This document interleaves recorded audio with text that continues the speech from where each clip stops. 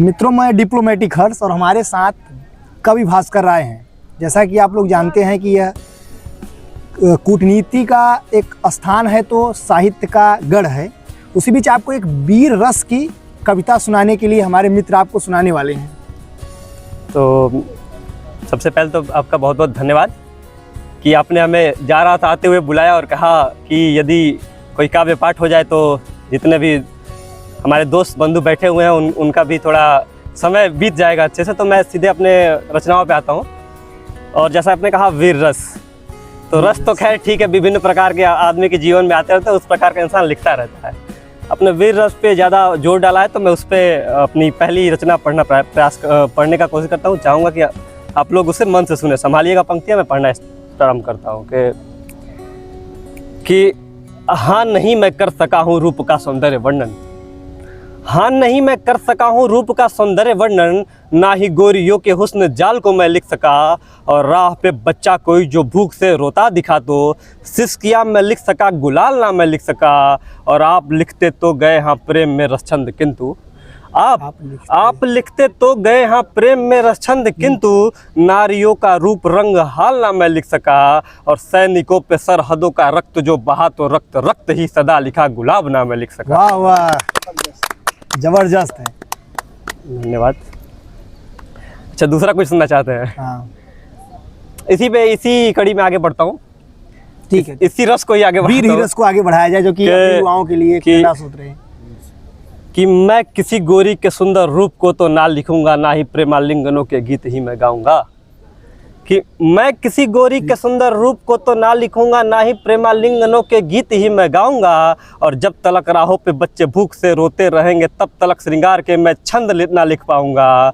और मैं लिखूंगा उन बेचारों की तड़प वो यातनाएं, कि मैं लिखूंगा उन बेचारों की तड़प वो यातनाएं, मिल रही बिन गलतियों के कष्ट और उनकी व्यथाएं। अरे खो चुका बचपन बिखरती सी जवानी को लिखूंगा, मैं गरीबों बेसहारों की कहानी को लिखूंगा। वाह वाह वाह वाह, बहुत बेहतरीन। तो इसी क्रम में एक और रचना याद आ रही है, मैं उसको पढ़ना चाहूँगा।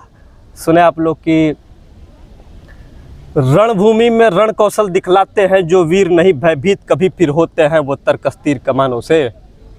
कि रणभूमि में रण कौशल दिखलाते हैं जो वीर नहीं भयभीत कभी फिर होते हैं वो तरकस तीर कमानों से। तो तीव्र मलय के झोंकों से हाँ दीपक भले सहम जाता है, मगर नहीं दिनकर डरता है आंधी और तूफानों से। तो लहू पिया हो जिस माटी ने सोना ही उगलेगी वो, कि लहू पिया हो जिस माटी ने सोना ही उगलेगी वो, उसकी नहीं कभी तुलना हो सकती रेगिस्तानों से। तो जिसका जीवित है जमीर उसका सम्मान सदा होता, और धिक्कार उन्हें जो बेच चुके निज स्वाभिमान कुछ दामों पे। वाह वाह वाह, बहुत बेहतरीन। बहुत बहुत धन्यवाद। तो देखिए, वीर रस आप युवाओं के लिए एक बहुत बड़ा प्रेरणा स्रोत है। आप युवा हैं, देश राष्ट्र सबसे पहली प्राथमिकता आपको होना चाहिए। आप लोग अपने राष्ट्र के लिए जिसका आप खाते हैं उसको आप कुछ दे सकते हैं। आप देश विरोधी नारे नहीं लगाना। यहाँ पर हमने कई लोगों को देखा कि फिलिस्तीन का झंडा लेकर चलते हैं। जेएनयू में आप देखे होंगे फिलिस्तीन का झंडा लेकर चलते हैं।